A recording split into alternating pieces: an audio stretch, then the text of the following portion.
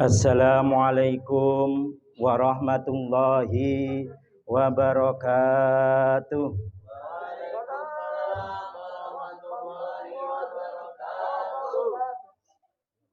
Alhamdulillahirabbil alamin. Wassalatu wassalamu ala sayyidina Muhammadin wa ala alihi wa ashabihi ajmain. Qala Allah Ta'ala fi kitabil karim, innallaha wa malaikatihi innallaha wa malaikatahu yusalluna 'alan nabi ya ayyuhalladzina amanu sallu 'alaihi wa sallimu taslima. Wa qala an-nabiy sallallahu alaihi wasallam, man ahabba sunnati faqad ahabbani wa man ahabbani kana ma'i fil jannati. Hadratul mukarramin, para ustadz, banyak ustadznya di sini. Jadi nguyai segoro itu apa? Wes ini panggone ahli ilmu semua di sini. Banyak guru-guru yang kami hormati, Bapak Yasin, Bapak Ustadz Lalu, Al Dani BBI. Ini Bapak Ustadz Malik, ini banyak. Bapak Pur.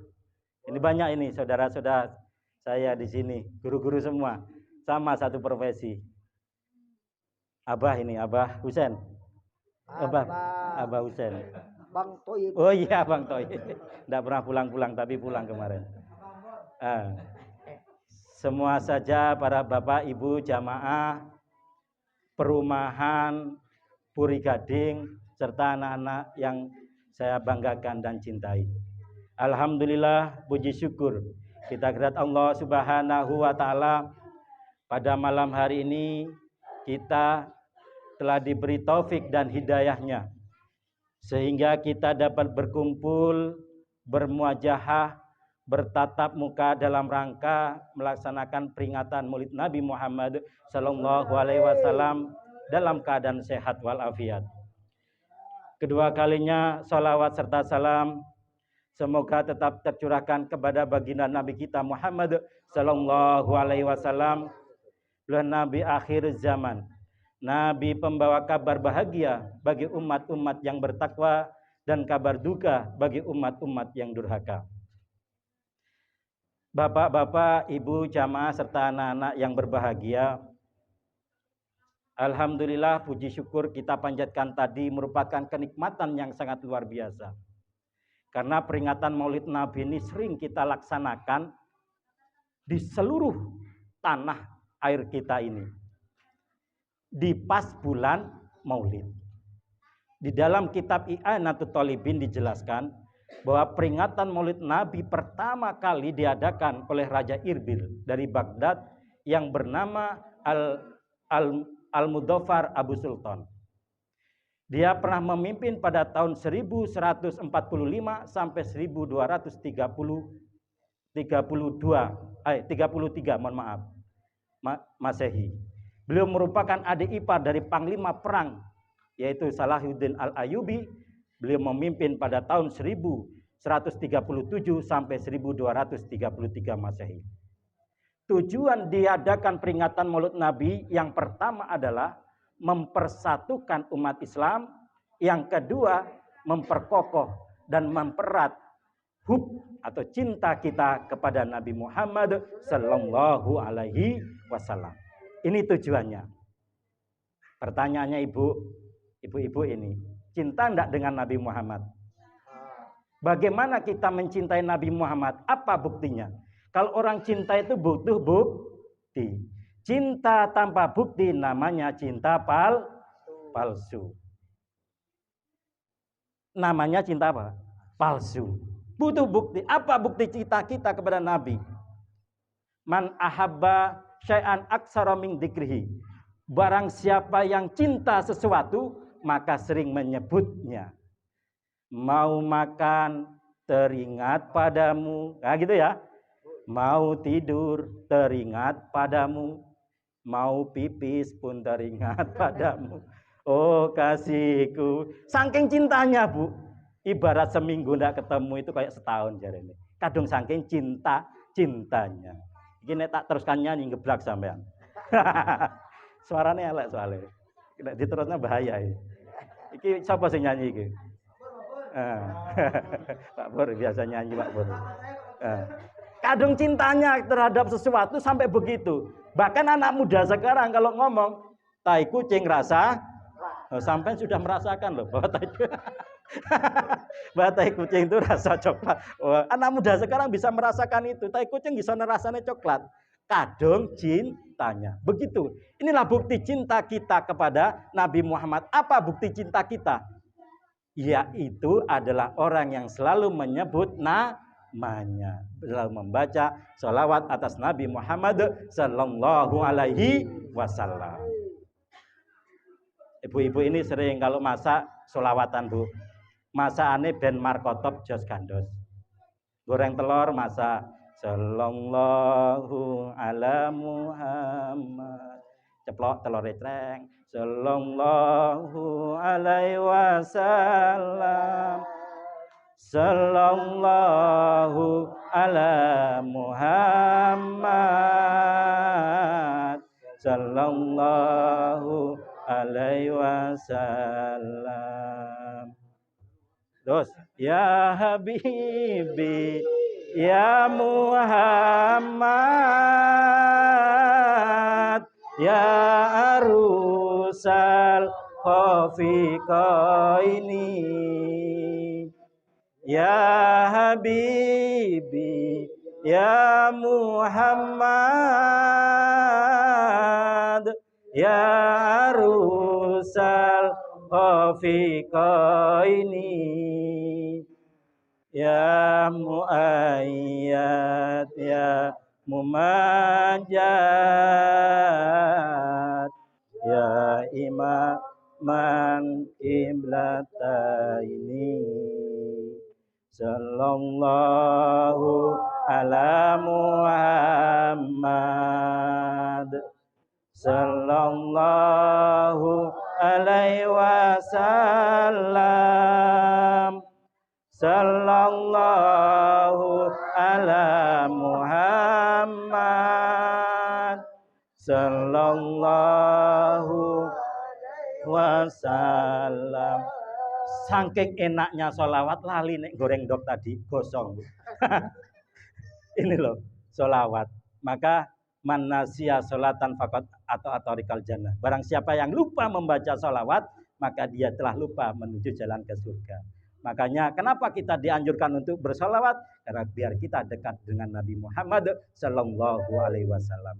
Karena Nabi yang akan memberi syafaat, yang akan menolong kita kelak di yaumil kiamah nanti. Mau syafaatnya Nabi, maka memperbanyak membaca sholawat atas Nabi Muhammad Sallallahu Alaihi Wasallam. Janganlah kita manusia, Allah bersama malaikatnya pun membaca sholawat atas Nabi Muhammad Sallallahu Alaihi Wasallam.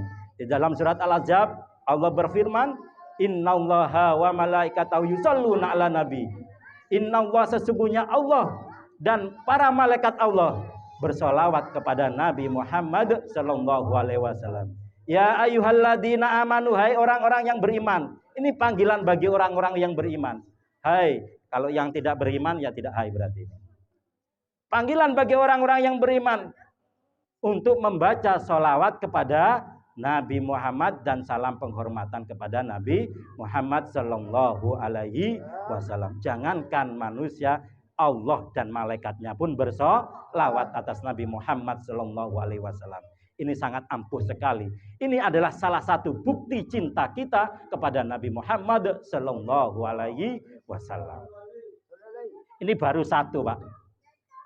Ini sampai malam, Pak. Kuat, Pak ya. Saya yang bingung. Ini ngomong apa nih? Gitu. Ini baru satu bukti cinta kita kepada Nabi, baru satu. Yang kedua, bukti cinta kita kepada Nabi adalah taat kepada ajaran kepada Nabi Muhammad Sallallahu Alaihi Wasallam. Mayyuti Rasul faqat ata'at Allah. Barang siapa mentaati Rasul, sudah barang tentu dia juga taat kepada Allah Subhanahu wa Ta'ala.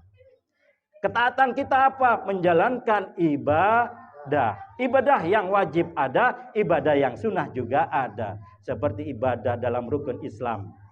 Dan kita ada rukun iman. Rukun Islam kita yang kedua biasanya kita kewajiban menjalankan ibadah yaitu sholat 5 waktu. Enggak apa-apa ya, enggak kedengaran ya. Habis baterainya. Saking enak iki mau soalnya. Saking enak salone. Nah. Ketika kita ada kewajiban semacam itu, maka kita harus jalankan. Jangan minta hak dulu sebelum kita menjalankan kewajiban. Hak kita sebagai umat Islam adalah beribadah kepada Allah Subhanahu wa taala. Kita berikrar di dalam hati, di dalam salat kita. Inna salati wa nusuki wa mahyaya wa mamati lillahi rabbil alamin. Sesungguhnya ibadahku, salatku, hidup dan matiku akan kembali kepada Allah Subhanahu wa taala. Makanya salat. Jangan pernah menunda ibadahmu karena Allah tidak akan menunda ajalmu. Nah, ini masuk status, Bah. Kita ulang, Bah ya. Jangan pernah menunda ibadahmu karena Allah tidak pernah menunda ajalmu. Nah, inilah para hadirin, maka kalau orang sibuk itu semua sibuk. Kalau semua repot, repot semua. Kalau tidak disempatkan ibadah, apalagi sholat wajib, maka kaitannya dengan taat cinta kepada Rasul masih belum. Maka kewajiban ini harus dijalankan. Kalau petani ada juga yang tidak sholat. Pedagang juga ada juga yang tidak sholat. Pejabat juga ada yang tidak sholat. Kalau repot, repot kabeh wis repote. Repot tidak dipatani. Nah, sholat di gawe lali. Apa maneh wayahe panen. Oh tandur ya, gorong sholat kok undur. Nah, petani repot dadi pedagang, sholat dibuat gampang. Nanti. Apalagi dagangane laris, dorong sholat kok ngomong uwes. Sholatullah salamullah ala toha rasulillah. Sholatullah salamullah ala yasin habibillah. Paring lepo jadi pejabat, sholatnya telat. Apalagi kalau ngurusin umat, sholat gak ke rumah. Oh, iki angel golekane. Sholatullah salamullah ala toha rasulillah.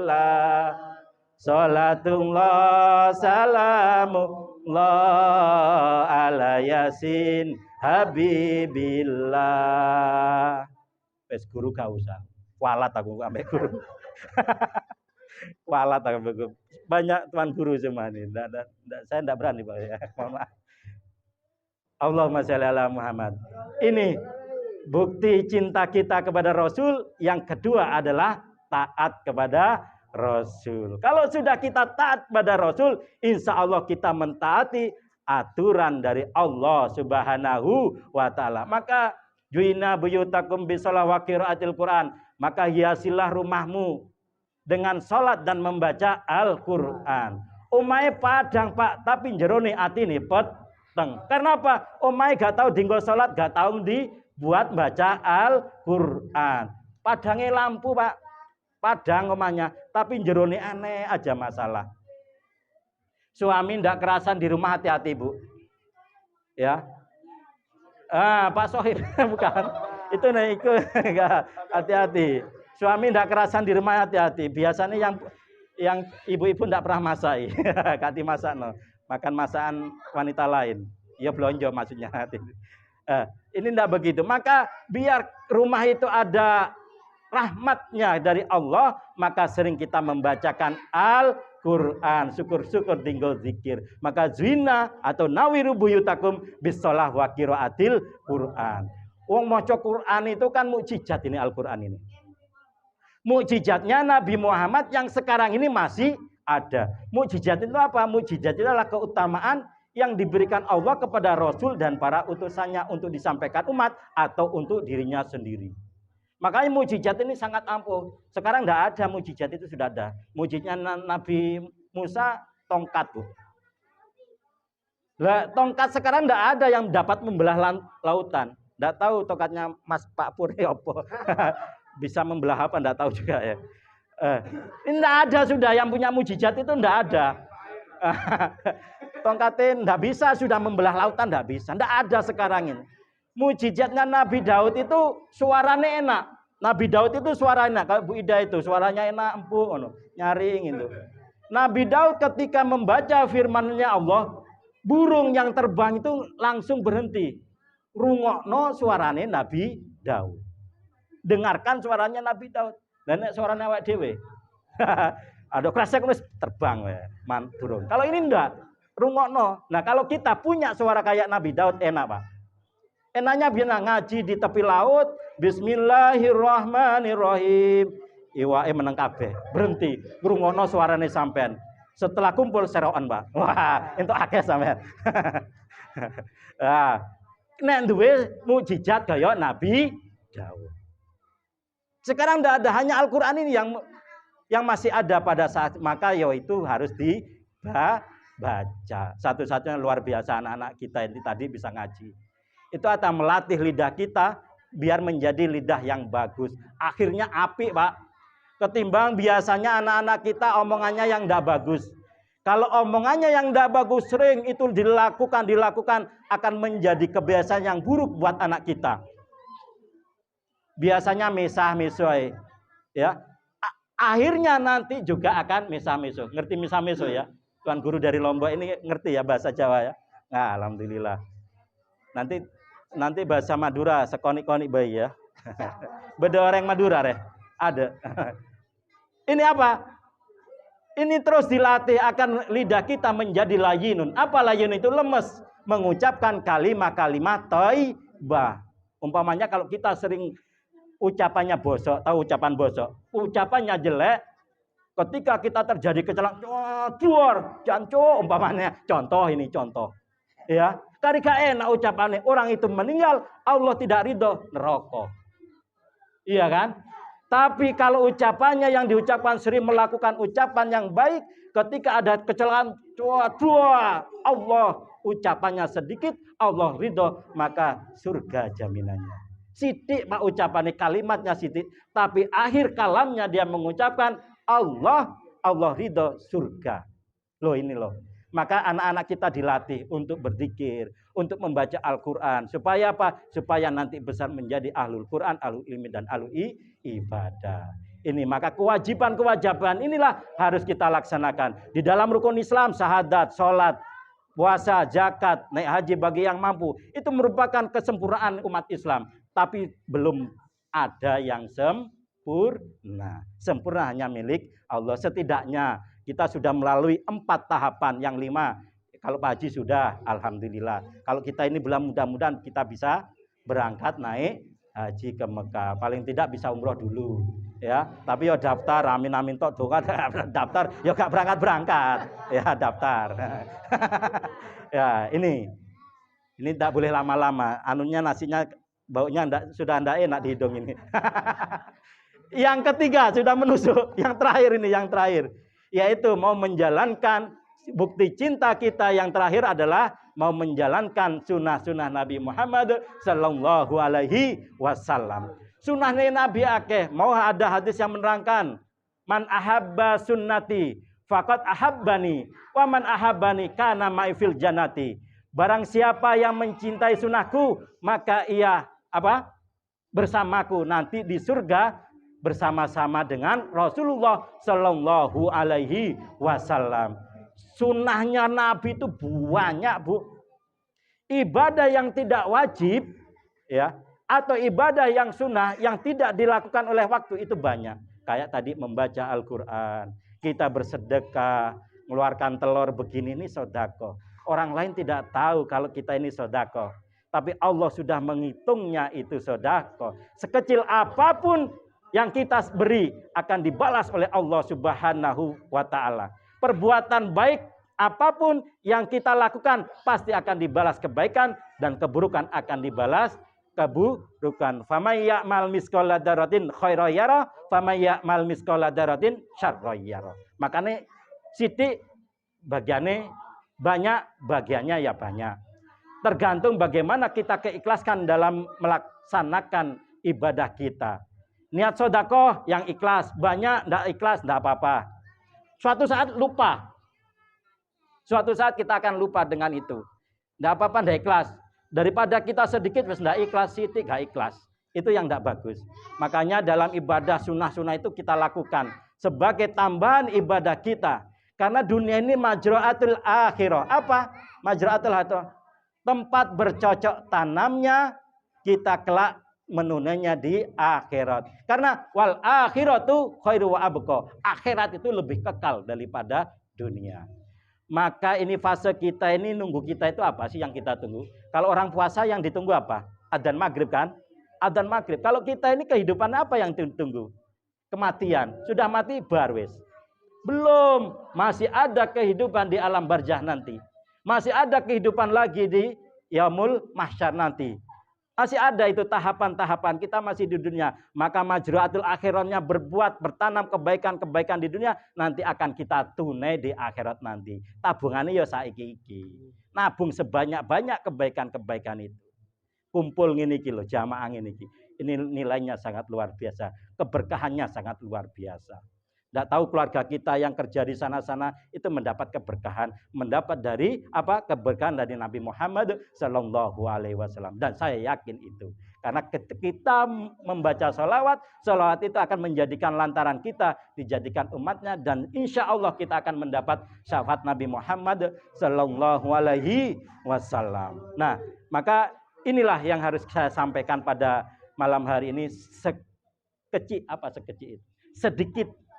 Ya, sedikit yang saya sampaikan, mudah-mudahan ada barokah dan manfaatnya. Ingat tadi, jangan pernah menunda ibadahmu karena Allah tidak pernah menunda ajalmu.